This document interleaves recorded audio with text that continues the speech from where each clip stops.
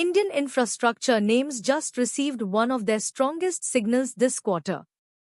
Despite headlines focusing on Nifty 50's flat returns over the last 2 years, massive orders are now fueling a domestic capital goods boom.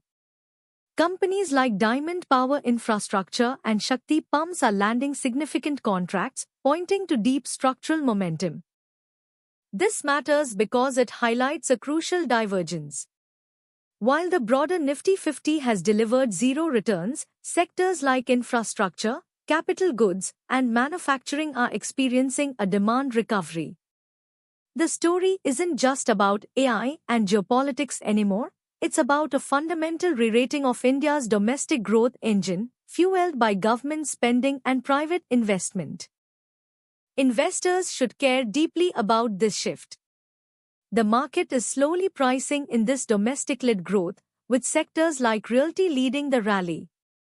The Nifty, along with the Sensex, has seen extended gains, driven by strong performance in IT, realty, and pharma.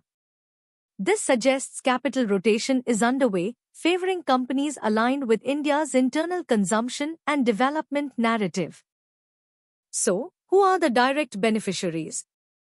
Within real estate, names like DLF, Oberoi Realty, and Sobha are seeing significant upside, with the Nifty Realty Index up 21% in just 1 month.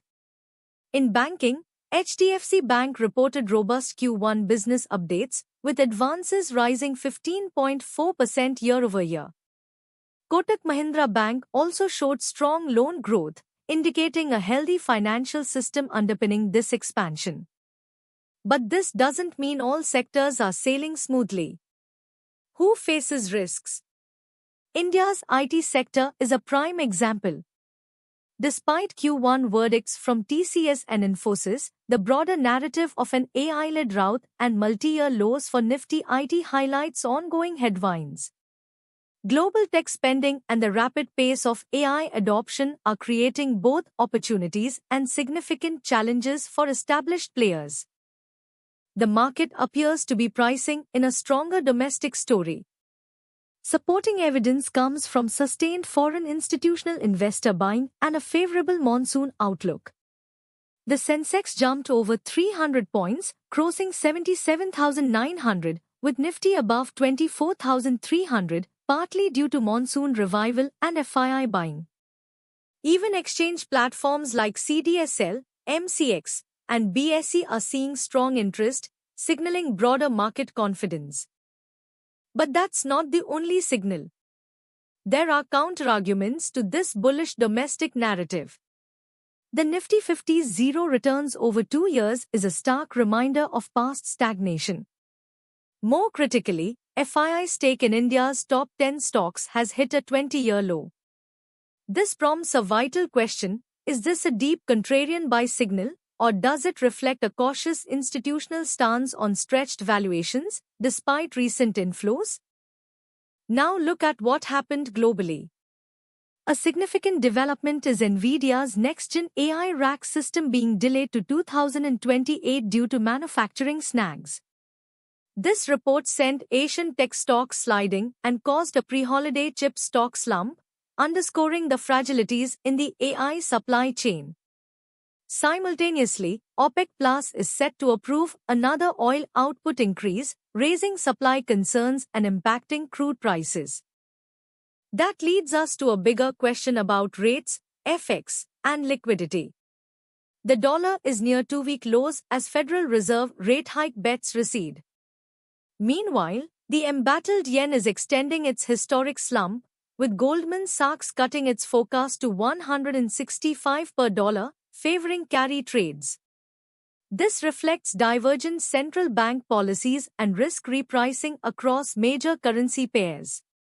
Shifting to commodities, gold holds near a 2-week high globally, again on easing Fed rate hike fears. However, in India, gold prices actually fell after a 4-day rally, with silver also down. This creates an interesting dichotomy. Oil, on the other hand, is swinging wildly as Hormuz flows persist and OPEC Plus flags higher supply, signaling volatility for energy investors. Globally, equity funds are attracting inflows for the third straight week as investors buy the AI-linked dip, showing a clear demand for tech exposure. But this global capital flow dynamic runs counter to India's FII outflow trend. Upcoming Samsung earnings are pivotal, setting the mood for chip stock bulls and acting as a proxy for broader global tech sentiment. This is a crucial read for the market. Let's look at breakout watch candidates for your portfolio. Diamond Power Infrastructure and Shakti Pumps remain strong candidates, driven by their significant new orders and India's infrastructure push. Raymond, with its defense vertical expansion and new CEO, shows structural momentum. HFCL is flashing bullish signals. Senco Gold's 60% revenue growth in Q1 also puts it on our list for domestic consumption strength. Now, for trim consideration candidates. Vedant Power shares fell 3% despite a 38% jump in Q1 sales. While sales growth is strong, the market reaction might indicate valuation concerns or supply chain complexities. After extended outperformance, especially in specific banking names, it's prudent to reassess growth expectations and potential yield pressure as the interest rate cycle evolves. Looking ahead, the market setup is nuanced. India's domestic structural momentum in infrastructure and manufacturing is a powerful policy tailwind, potentially offsetting some global macro headwinds. However, the interplay between global monetary policy, commodity prices, and capital flows will dictate the broader risk repricing. Investors need to remain agile, focusing on both the evolving domestic narrative and the global liquidity landscape. The market is constantly in motion, revealing new opportunities and risks. To stay ahead of these structural capital rotations and receive ongoing institutional coverage that cuts through the noise, make sure to subscribe to SMANI News. We'll see you in the next breakdown.